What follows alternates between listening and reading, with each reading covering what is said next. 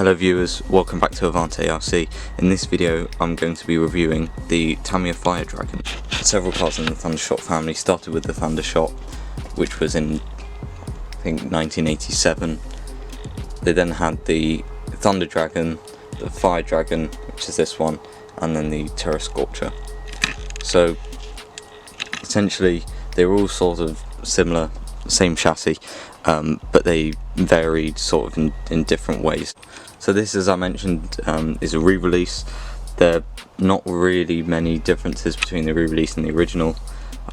They do have oil-filled dampers, which these ones are a bit old, because I do believe this is an original, or one of the earlier re-releases, which was around, I believe, 2005. They would then re-release this many times after, in 2017 and then in 2021, I think. This may be a 2017 car, but it's certainly not 2021. So this particular one has been upgraded with a 13.5 turn brushless motor and a 60 amp speed controller, or ESC, with a fan. This setup has been quite good for this car. It's been fast but not overly powerful for this chassis and gearbox. In fact, this chassis and gearbox has handled the power really well, because it's still quite fast. Whilst it's not a 9-turn, it's still quite a fast car, and it's plenty powerful for a car like this, especially considering it is a very, very light car, which is surprising for an old car. The other thing not standard about this car is the wheels. So these are Vanquish wheels, or Avante upgrade. So this car having front anti-roll bars, as you can see. This being one of the later cars, it was the penultimate car in the family that they made. Obviously had the upgraded suspension as standard, and the front anti-roll bars as standard as well. In terms of radio gear, at the moment we're running a fairly standard Carson 2.4 receiver and controller. Whilst I'm not a fan of these controllers, they are quite reliable, although I think that to use, the product feels a bit flimsy, and I'm not a huge fan of the controls either. What is quite a main concern with Tamiyas, especially vintage Tamiyas, is durability, whereas this car is quite well covered. It's not really a great problem. It has a great big front bumper, as you can see, which goes kind of all the way down. There we go. And if I show you the underside of the car, it goes all the way down there. Tons of scuffs on it because this car's properly used. And then yeah, quite a nice clean simple chassis there underneath. So a common issue, well, in talking about durability, a common issue that a lot of people mention is this part at the front here, which I believe is called the A5 part or something like that. It's almost as if as soon as you mention this type of car, Fire Dragon, any of the family of cars, that people will almost say this as a reason not to buy the car, is because of a apparently or allegedly weak part over here. I've personally not had a problem with it. I've been driving this car on and off for over a year now, and I've had no problem. It's been brushless, and I've driven it thoroughly and properly, and I've driven this car quite hard, as you can see from the tyres. That's quite good evidence, I'd say. And yeah, had no problem, not replaced it.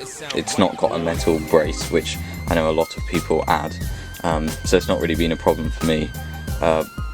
I don't know, I guess people should be a bit better at driving, or dare I say, or a bit more careful, because I think that you can drive a car fast and aggressively without completely destroying it. And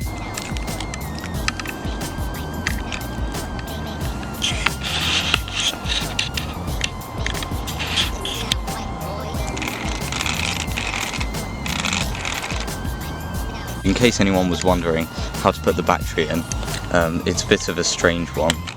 You lift that up and then move it to this side, and you can see there's a battery holder here which we'll be using this 2S today.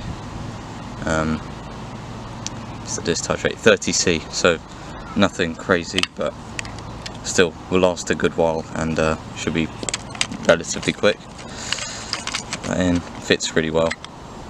There's a good amount of space in here.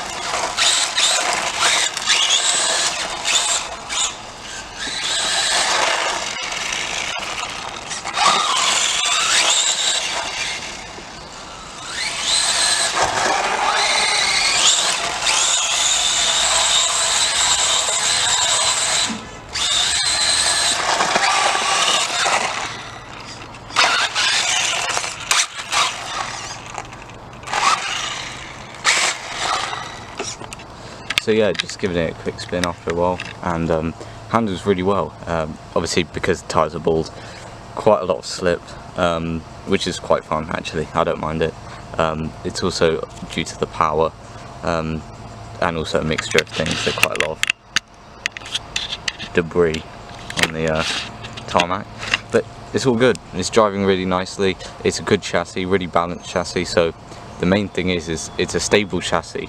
If the tyres are loose, sort of making it slide around a bit, that's not the end of the world. The main thing is that the chassis is not unstable, so it's all good.